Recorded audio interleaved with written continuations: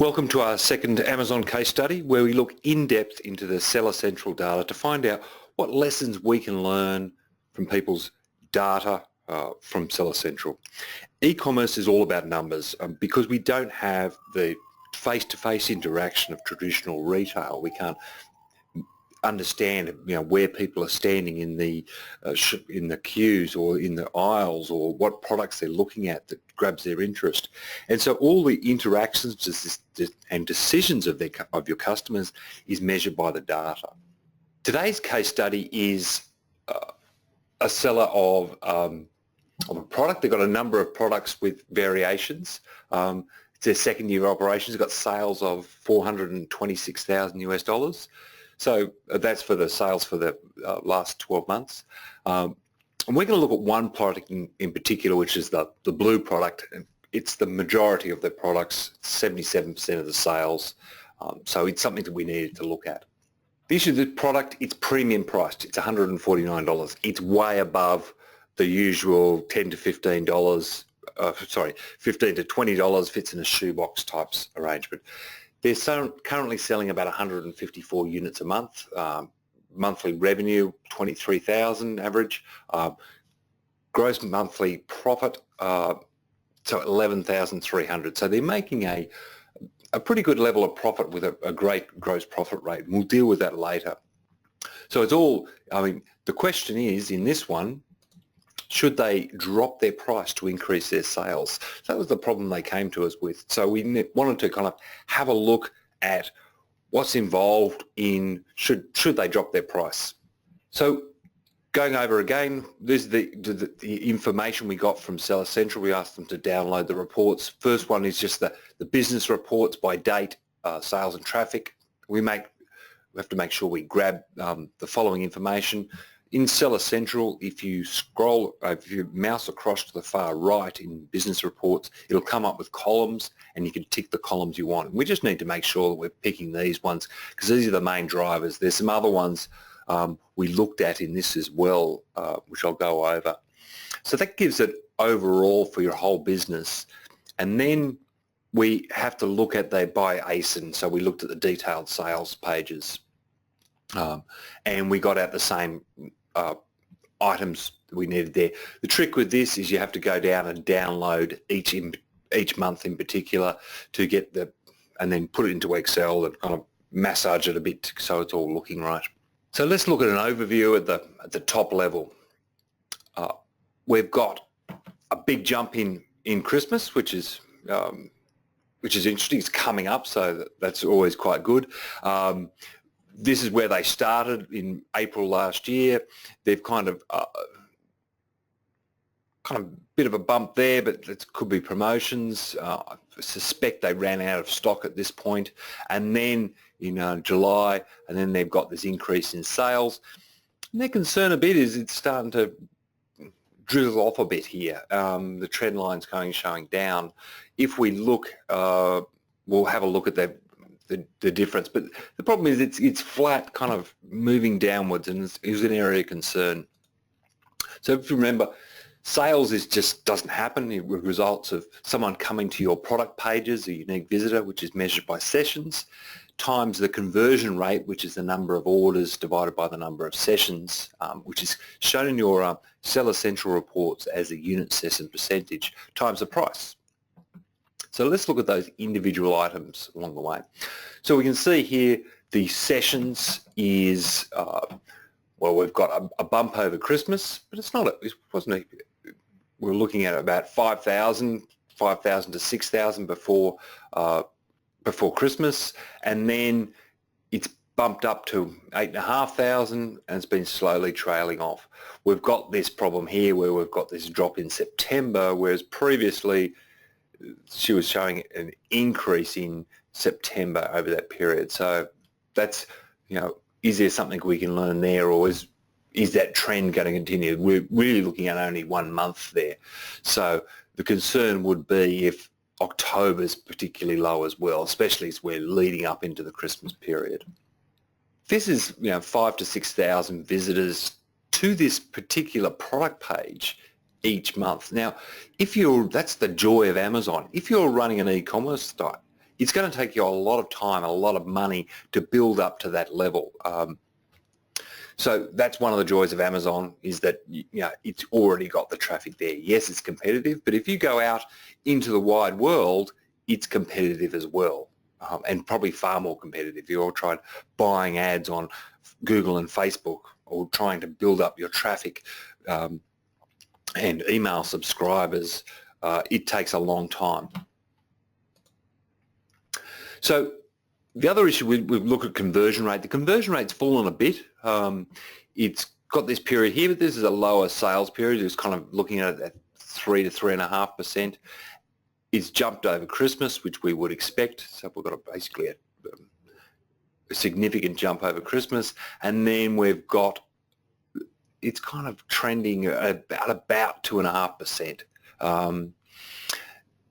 So it's probably the most interesting thing in this, which I was quite surprised about, was they are showing on the first page of Amazon for their search terms, which is not a major search term, but it's still, obviously it's showing quite a bit of traffic. They're nowhere near, I think they're at the bottom half of that, so below the fold. In terms of price, they've kept price pretty stable. I mean, they dropped it by $3 at one point, but so they haven't mucked around with the pricing points. The other thing we should note there, at the price, it's $149.25. It's a high-priced product. The other factor is, and I usually don't mention which category they're in, but I think it's important in this case, they are in the fashion sector. So women buy a couple of different products, try them, and then return the ones they don't like. So we've got basically a 14.7% average return rate here, and we can see we're getting these returns along the way. There's a difference here because we've got this Christmas January period where you're getting the refunds. But so the question is whether the price produces some degree of buyer's remorse. And one thing looked at in terms of refunds is, well, could they have, can they reduce it some way by making people feel better about their purchase? You could do that via inserts or follow-up emails, or etc. So that's one way you could look at reducing the refund level. The other thing is, it doesn't seem as though, it seems a function of the category in fashion, because the other products they've got, which are not as high priced, are perhaps have got a similar level of refund rates. So it may just be a factor of the sector that they're in. The other thing too, they put quite a bit of effort into managing the returns. The returns are sent from Amazon to off Amazon warehouse, repackaged, where they can be resold back on Amazon. They're put back into stock, or they are used as samples and sold on different channels, etc. The other thing to remember when we've got this level of refund rate, and the reason I brought this in is because it is a significant item, is we need to take account of it in our pricing and our gross profit rate. Otherwise, we're going to be kind of kidding ourselves and thinking that we're selling at a higher rate when we get to the end of the period and end of the year, and suddenly you haven't made as much money as you thought. So even if you've got a 1 or 2% refund rate, you should be thinking about costing that into your pricing. We can see here we've got this declining trend in sales. It's a result of a decline in the sessions of 5% a month on average, and we've got a slight increase in the conversions of about 5% a month. So it's kind of, since January, sales have actually increased by 2%, but we've got this bit of declining period at the end, which is somewhat concerning. So what we found, so let's look at the sessions conversions and see if we can find out anything there. The main issue that I can see is that we've got this really low conversion rate, which is a solid blue line at basically around 2.5%. But we can see no definitive relationship between sessions and conversions. This is the one period where they did reduce their price by $3. It did bump the conversion rate up slightly, but it's a bit hard to tell. They haven't conducted any real tests of this to see whether price and conversions are matching. There could be a number of other factors in there. The other thing we saw is we've got this 100% increase in November and December sessions.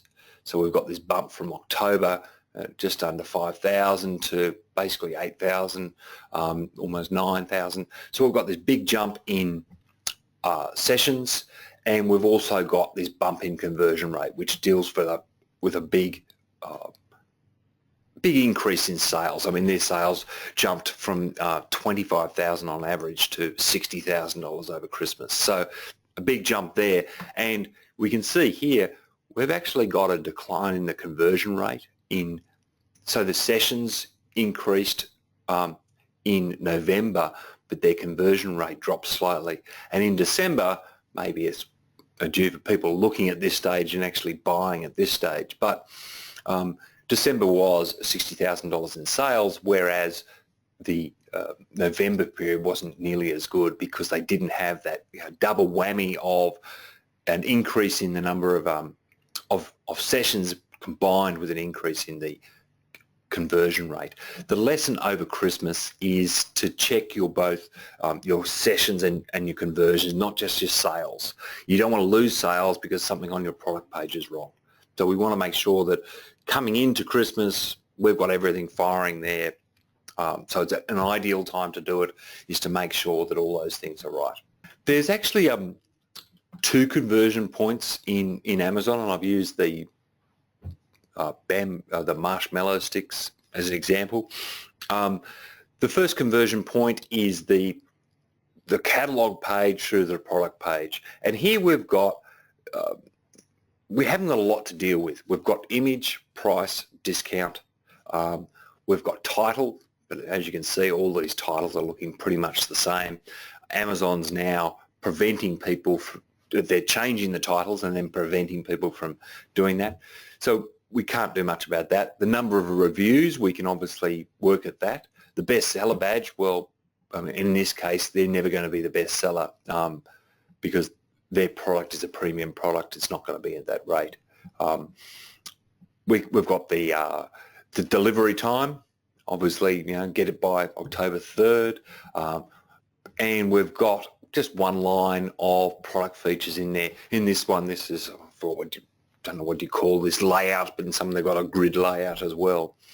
And in the second conversion point, we've obviously got images, titles, reviews in detail, product descriptions, question and answers, etc. If we looked at this in terms of what things that we can change to a great degree to influence both conversion points, it's really the images. And one of the things we noted with this client is that they haven't really mucked around with their doing any split testing. They haven't been testing their prices. They haven't been really testing their product images, etc. And they've got an ability to take a lot of images and test that. So that's a really strong thing that we could look at there in terms of, well, all we have to do is get another 2 people to their site out of every 100 to buy the product, and they've doubled their sales. So it's really the low-hanging fruit that we can look there. An extra 1 person out of 100 buying their product will lead to a 50% increase in sales. So given that they haven't optimized their site in terms of really testing these things to work out which works, I would say that that's probably the biggest thing. If they were looking at a 20% conversion rate, then it would be a different story. Then you'd be saying, okay, let's look at the price because they've gone through and optimized whether that product is, they've optimized their conversion rate along the way. And as I've said before, if you've got a really high conversion rate, chances are your price is too low. The other thing is images are the best and the easiest ones to deal with. I think on split testing, they're only selling 150 units a month. So when you're doing split testing, you've got a control and you've got the test. And really, you want to get what's called statistical relevance, so that you're not just dealing with 3 sales and then saying, so you really need basically 100 sales. So the issue that they've got is that they're going to need to run some split tests for quite a period of time, 1 to 2 months. And with that, it means that you change one item. Otherwise, you've got to get a statistical relevance. It'll take years if you change more than one item in it. So images are the best and the easiest ones to deal with. Change an image, see how it works, see what the change is, move along to the next thing. Once we've got, if the test beats the control, the test becomes the new control. I think we mentioned the last time, Splitly seems to be the only. There's probably others, but Splitly seems to be the Amazon split testing tool, unlike someone like Google Analytics, where you can, or there's a couple of others around where you can run split testing and measure it quite effectively, and individual words, etc. Amazon doesn't have that. You're really looking at Splitly works on the basis of they change it at 12 o'clock each night and run it for one day. So let's look at the cost of the refunds. It's one of the things that jumped out from this case study. We want to, they've got 14% of refunds. So what I've taken is 14% of the total costs associated, the landed unit cost, the FBA fees and the Amazon fees. Now that's their total cost of it. They do have some degree of management of that, so that the actual figure could be a bit lower because they kind of repackage it, put it back into stock, etc. So they're kind of saving on the landed unit cost a bit there. They're using it for refunds, some refunds and exchanges. They're using it for samples. So as they're taking it from the other warehouse, their FBA fees and Amazon fees are obviously not going to be as high. The price that they've got reflects this refund cost that we've got. So if you've got a product with a kind of a low gross profit margin, if you don't count in your refund costs, you're going to find that at the end of the year, or at the end of when you happen to do your accounts, you're going to say, oh, okay, I thought I made heaps of money because I was dealing with a 20% gross profit rate on this enormous margin. But if you hadn't costed in your refunds, it could be that you're really dealing on a 10% gross profit rate if you haven't accounted for that properly. So it's probably the lesson from this one is look at the cost of refunds and make sure you've got that costed into your products. So let's look at and I've given a kind of a bit of an extreme example.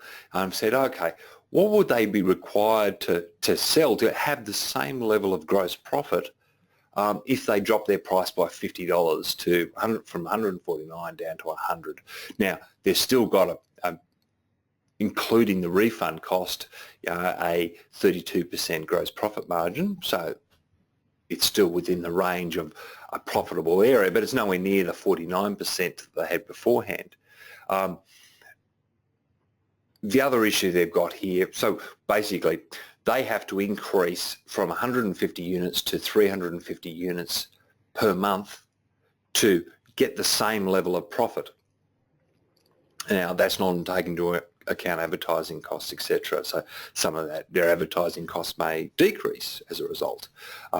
They can get that 350 by increasing their conversion rate. So would the price increase their conversion rate?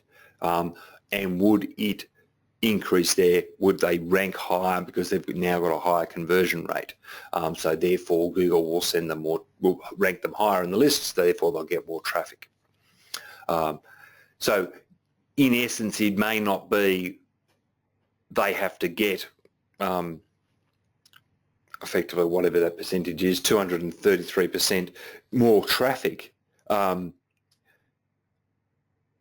They may have to just increase their sessions by a portion and increase their conversion rate. But they've done no testing as to the price, so we don't know what the effective price will be on this particular product, it may not make any difference. This isn't selling at the $20 mark. This is a premium product. So it may be that dropping the price has no effect on the conversion rate or the sessions. So if we looked at, so what we've done is I've done this, and then we've taken this and given a price volume budget. So basically, if they drop their price basically down along here, various rates, and if their volume ends up being here, they're better off in a profit percentage. But however, if they're lower in the red section, the worse off section, they're obviously going to be worse off. So the other thing to remember, let's say they decide to go with this option. You know, they're going to drop their price by $50 and they can get this 350. So same profit level, but there might be some savings in other areas. They can get a bit higher. It feels like they're going forward. But the thing is not forgotten, or that most people forget, is the cash flow effect of it. Now, you kind of have to bear with me a bit, because I can either do it this way or via a large spreadsheet of numbers, but I wanted to kind of get you an idea of. So this, at the $149 price point and 150 units a month, this product's got a 3-month lead time. They send it by sea. It takes quite a while to put together. Probably reflected of that unit cost as well. And they place orders 3 times a year, so every 4 months. So they need to place an order 1 month after the receiving their stock into the Amazon warehouse. So at 30% deposit, that's $8,100. So within the first month, they've collected $18,000 into fortnightly payments from Amazon of $18,000. So they're kind of close to 10 grand ahead in their cash flow. And then they pay the balance of the order in the 3rd month, so they've got to pay another $21,000. And this is not taking into account growth. This is just buying 4 months worth of stock. And I suppose there is some growth in there, but not a great deal of growth. And so then the 4 payments from Amazon, by the time they reach that between this one and the 3rd month, is $36,000. So they've got so they've got an extra $14,000 there. So they've got almost 10 there, 14 there, $24,000 ahead in their cash flow. So they've got enough for growth. They can buy some more stock. They've got money for expenses and advertising, etc. And they've got some money to pay themselves. So this business at this stage, assuming it doesn't get any massive degrees of growth, is basically funding itself, which is a lovely position to be in. Now, they have put in money along the way, but it's something to consider there. The cash flow effect, if you go through that cash flow spreadsheet, you can see the effect of growth on your cash flow. The faster you grow in Amazon, and in Amazon businesses, you can grow incredibly quickly. It's going to use up more cash. So if you've got a budget of, I'm going to get to $1 million this year from a zero start, you're going to have to think, I'm going to have some money in there to be able to put in to buy the extra stock, because it's not just going to fund itself, and it's probably going to be a year before you can start to say, oh, where am I going to get that money back? So let's look at the second price point, which is $100, and we're selling 350 units a month. So we're still making the same profit. I think it was about $11,000 profit per month. So the product gained 3 times lead time, and we're buying every 4 months. So we need to place an order after the first month of receiving stock. But this time, rather than buy $8,000, we're buying $18,000, almost $19,000 worth of stock. And we're, with the first 2 payments from Amazon, because we're getting, effectively we're getting more but less per unit, so we're getting $26,000, but it's actually $2,000 less than this point. So we've got $2,000 less to spend just from the first month, and then the balance of the order and freight after the 3rd month. So we've got to pay another $44,000, and the first 4 payments from Amazon are going to be $53,000. So we've got this total less cash available between the two things of $6,400. So that's less money that you've got to be able to spend on things like, to be honest, that ends up being your drawings or your wages. So that's just in a 3-month period. We're looking at $6,000. That is just, and where is it? Well, it's in stock. It's in inventory. And at this price point and this volume, we obviously have to hold more inventory. So the difference is actually sitting in inventory. So if we look at what we can learn from this one, is that I would focus on building conversions first. They haven't done any testing of that. It's the low-hanging fruit. They're 2.5%. They still get great sales. They've still got, they have verified, validated their product. Their product sells. Hasn't got no sales. They've actually got, sales of 426,000 for the year, and 77% of that was from this one blue product. So they've validated the product. It's just, other products are selling more, but they're obviously selling for a lot less. And I would be concentrating on building that conversions first because it's the low-hanging fruit. Yet small amounts of effort can produce massive increases. Is it the image? Is it the, and it'd be good to have a case study where we actually look at the images and what changes can happen along the way with that, but we'll have to deal with that for another episode perhaps. I'd be split testing the images and the bullet points to see if we can get a greater conversion there. The other thing I'd do is when you've got a premium product, I'd be looking at the off-Amazon media and content, websites, social, to ensure that matches the brand and the value.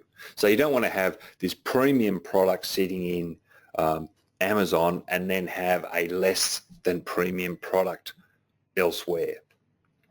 I had a look at their website. It's a beautiful looking website. They did have the same prices. So if you've got if there's no traffic yet to the your own website, and you're just getting traffic from people looking from Amazon, then I'd be thinking about whether you should just bump up your prices on your own website if it's not getting any traffic there at the moment.